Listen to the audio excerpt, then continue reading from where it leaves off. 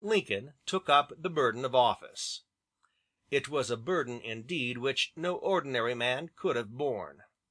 Buchanan had simply looked on while rebellion was preparing itself. For Lincoln was the task of quelling it.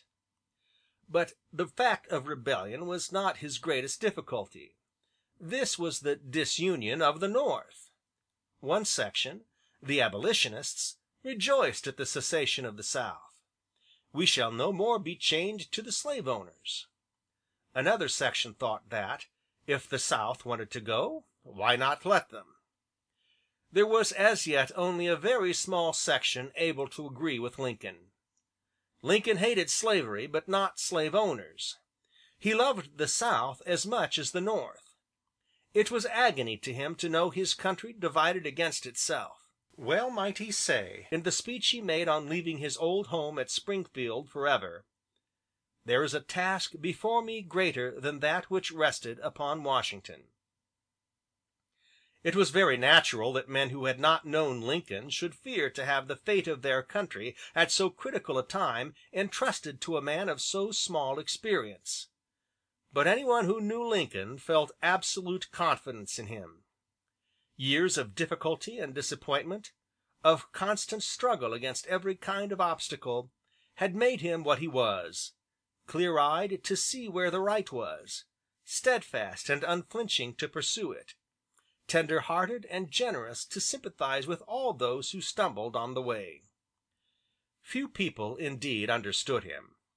In the years to come, nearly all at one time or another abused him and distrusted him and blamed him when things went wrong.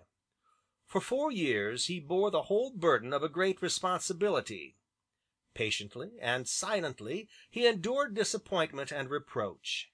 In the end, he could say that if Washington had made America one, he had remade it so that it could never again be unmade.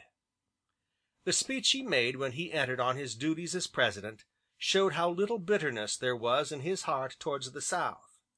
He said, "We are not enemies but friends. We must not be enemies. Though passion may have strained, it must not break our bonds of affection. The mystic cords of memory, stretching from every battlefield and patriot grave to every heart and hearthstone all over this broad land, will yet swell the chorus of the Union when touched, as surely they will be by the better angels of our nature." The attack on Sumter and its fall made war inevitable. Lincoln was no Buchanan. War was horrible, civil war, war between men of the same country, between friends, often between relations, most horrible of all. But he could not, at whatever cost, allow the Union, for which his countrymen had fought so heroically 84 years ago, which had stood so long for such a high ideal of freedom all over the world, he could not allow the Union to be destroyed, without fighting to preserve it. To him the secession of the Southern States meant something as unnatural as a separate kingdom in Scotland would be to us, and a kingdom based on something which we thought wholly wrong. "The question is," he said, "whether in a free government the minority have a right to break it up whenever they choose." He declared that they had no such right.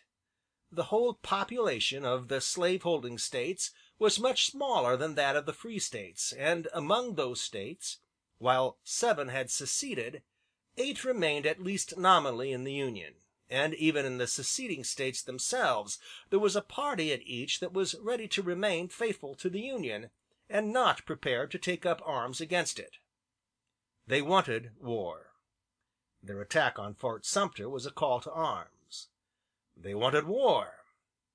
They should have it. In the long run the North was bound to win. Its population was half as great again, and its resources as much superior. Almost the first act of Lincoln's government was to call for 75,000 volunteers. The attack upon Sumter and Lincoln's call to arms roused the North from its apathy. Excitement grew when the 7th Massachusetts Regiment, passing through Baltimore on its way to headquarters, was violently attacked by the mob; when the Southern army, already in the field, captured Harper's Ferry and seized the Union arsenal at Gosport.